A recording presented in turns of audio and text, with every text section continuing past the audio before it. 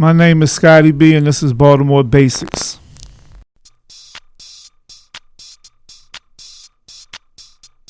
Well, I first did a record with the Equalizer. I got the rhythm, and it was cool, right? Sean did Yo-Yo Where the Hoes At, and on the back it had House for All, and that became a real big house, like a huge house record, beyond what we even talking about, really. And we used to have a contest to see. We had a contest when them two records came out, who could sell more of the other person's record, just for a friendly thing. So it was never no competition. The competition was basically against ourselves, and I was a better record salesman, so I'll just say that, right? And I outsold him with his own record 100-1. It wasn't even no I could sell anything, but that wasn't anything. That was a good record. And I think maybe starting with that record, it was good. And then when we started putting out just stuff on Straight Unruly, and it just seemed like everyone we tried to push it a little bit further. When the first Unruly record, we had a formula for the songs on there, like we wanted something club, something house, something hip hop. And the UR01 was the hip hop one was getting played on mixtapes in New York, and the house thing Tony Humphries was playing, and the club thing was getting played. And then on 2 and 3 they were more really stripped down Baltimore things, and we had one thing on there that was called Independence, had 2 tracks. And when that hit, we knew it just wasn't the samples, it was the formula to the way the songs was getting made. Because we always looked at it like, this stuff is really hip hop, so why don't we just do what they do, making hip hop tracks? At that time it was like taking a loop and then taking another loop and breaking that loop up. And we're like, so why don't we just do that with this and kind of see, so we were just pushing the formula. And it just seemed like starting the Boo Man record, which really now is huge because of the ballroom music. But back then, everybody links that ballroom stuff to the Masters at Work hot dance, but that ain't really what it really came from. The Boo Man, it's really a remix to the hot dance, essentially. But that was the one they started playing in alternative clubs. It wasn't that one. If you went down to Paradise on a Saturday, they played that Boo Man one. And then Jimmy had stuff in Class and Technique, and everybody had something different.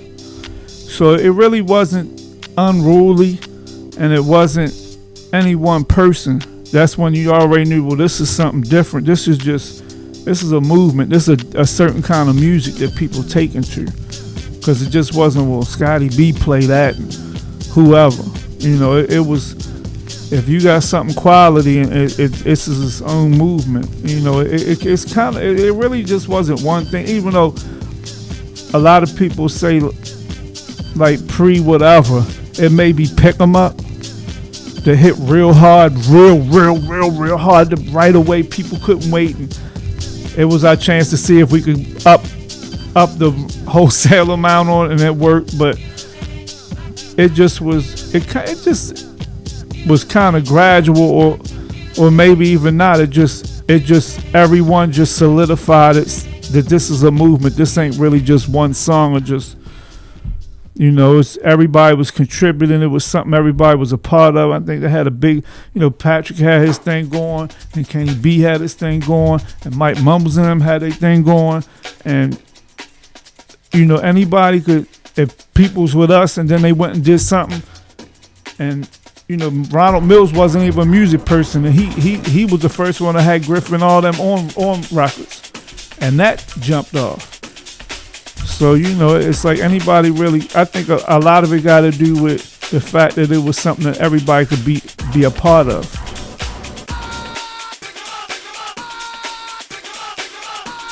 I remember me and Sean would go to New York and try to this was right when we really first started doing this stuff. We were just hearing what they were playing and go to house spots and hip hop spots and all that. And I remember us being somewhere, and it was a hip hop spot, and we were like, yo, I swear, if they would play Black's Posse right now, this place would explode. We didn't realize that. Oh, they don't have no idea what a Black Posse is, and they don't have any idea that they're supposed to like fast music and slow music.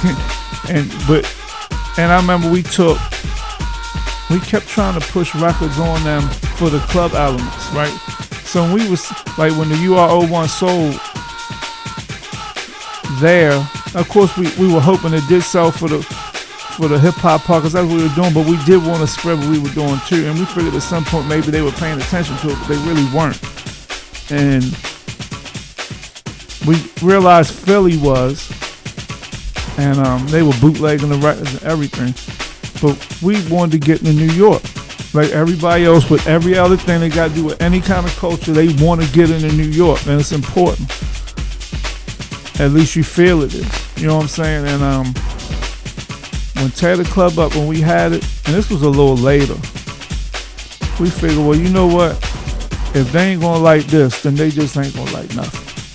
And we walked into B Street with that, gave it to the girl June that was buying the records in there, and we ain't never had nothing. So was like, oh well, this just gonna sit, in Baltimore, and that's just it. Stuff has a funny. It's a lot of stuff just ain't linear,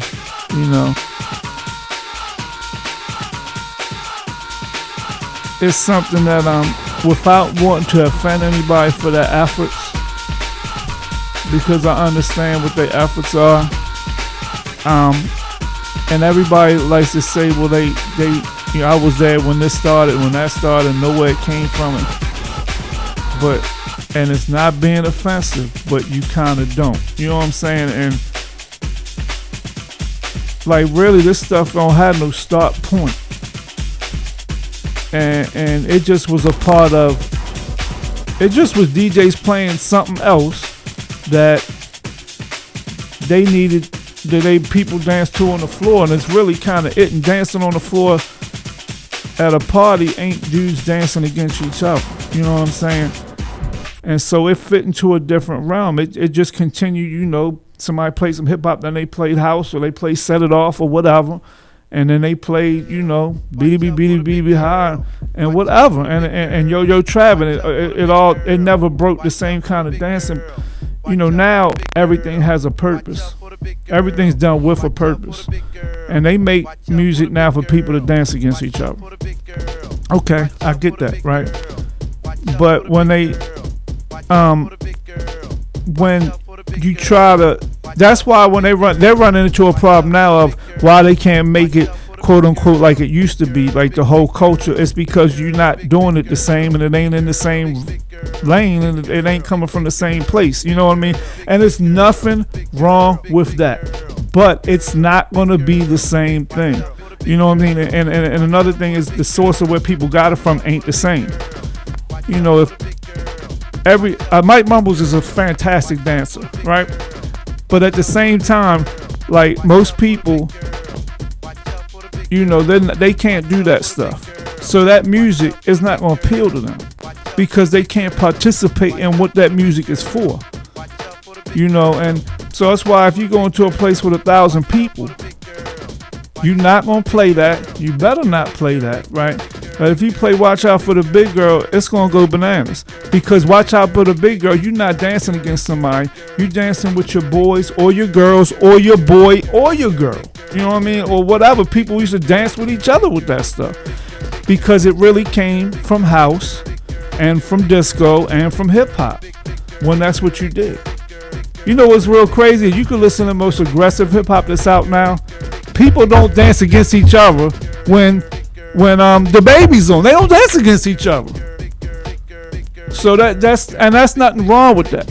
But if people are looking for that to bring club, which it wasn't called Baltimore Club, but bring club back, it's not going to be that. That's got its own lane, and it's great. And I understand everything's visual now. So for the visual part, that's attractive. Because what we did when club and house came on, and the club back then, there's no really visual attractiveness to that past 5 seconds. Like you watch it, boom, people dancing with each other. There's nothing to watch. You know what I'm saying? That battle dancing, yeah. So for visually, and that's what everything is now, that's what that is. But if people want to take it back to the essence, that's not the essence, because it just ain't. I mean, it's nothing against it. That's just not what that is.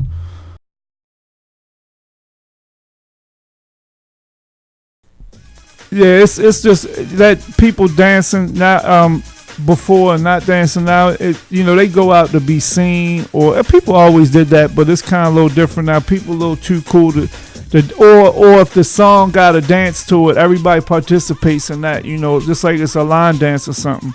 And my wife is about my age, so I'm not gonna say the number because she might see this, but if we go somewhere, I mean, we went down on Charles Street. It's Sangria's now, but whatever it was before that, right? On a Sunday night, and it's more that half Sadiddy kind of crowd, right? And we was in there, and she was like, and I was playing down International, and International kind of has an old school feel to it. Like people be down there sweating, right? And they ain't afraid to dance. Nobody's too cool to do nothing. And she was used to that. So we was in there for a while. She was like, man, these B.I.s, they afraid to lift their leg up and dance. I'm getting out of here, right? So then she was mad, like real mad. And then we had went somewhere on my birthday, I think maybe 2 years ago. We went over to the one over there off of Ponker Street. The outside is white, but it's like these purple lights on. No. I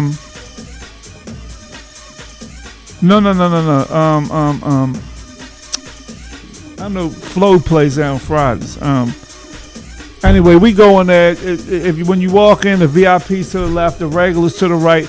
Everybody's in VIP, so it really ain't VIP. Everybody's in there, like drinking. 100 dudes around one bottle. Nobody on the dance part, right? And she like, ain't nobody in there dancing, right? Nobody. They in here like a little bit, but not really dancing, and nobody's like regular. You know what I'm saying? Like, it's just bananas. So that's, people go out for different stuff, and they definitely ain't going out for you to show them any kind of music. They come in there with a predetermined what they want to hear. And you play Gucci Man, the two-step joint, you gotta play that, and they want to be able to. It's almost like they don't want to be caught slipping, like they don't know a song or don't know how to dance to the song. You know what I mean? It's just a little different. You know what I'm saying? And it's a challenge to DJ for anything, and you can make it a challenge to yourself for anything. That's why I still like it. But yeah, it ain't. People ain't coming to dance. They coming to tell you what to play or almost intimidate you without saying it. Like, well, we gonna play this, or ain't nobody gonna do nothing in here. Watch the TVs on the games and eat, and you important for about the last hour and a half. You know what I'm saying? And that's pretty much what it is.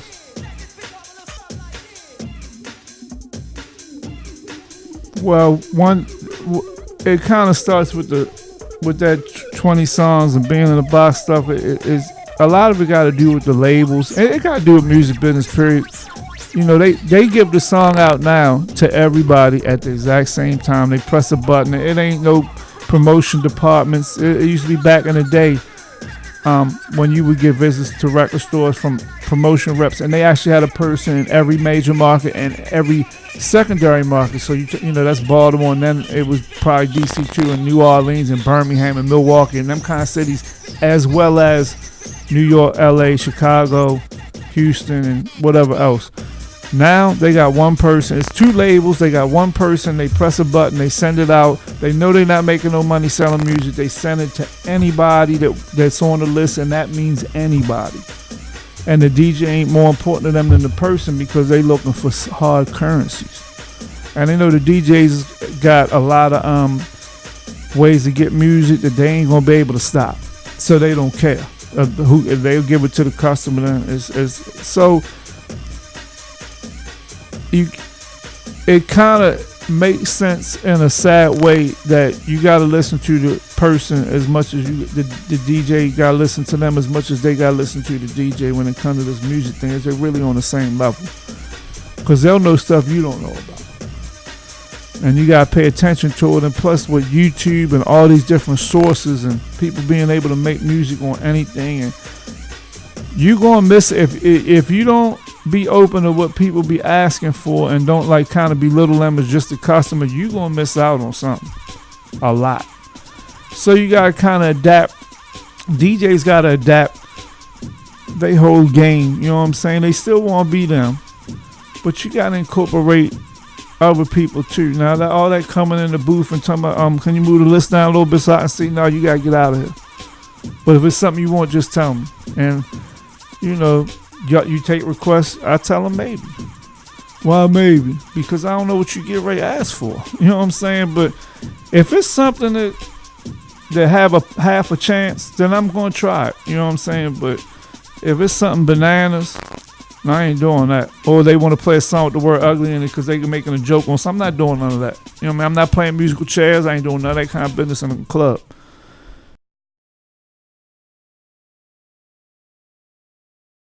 Kind of just making music we like.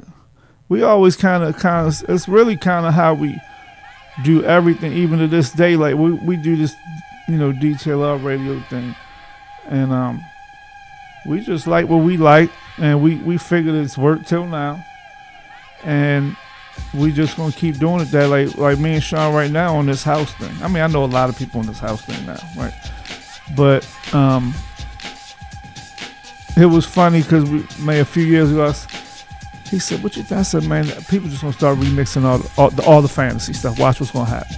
And they just started doing it, right? Everybody. I'm talking about not little people. I'm big people. Everybody.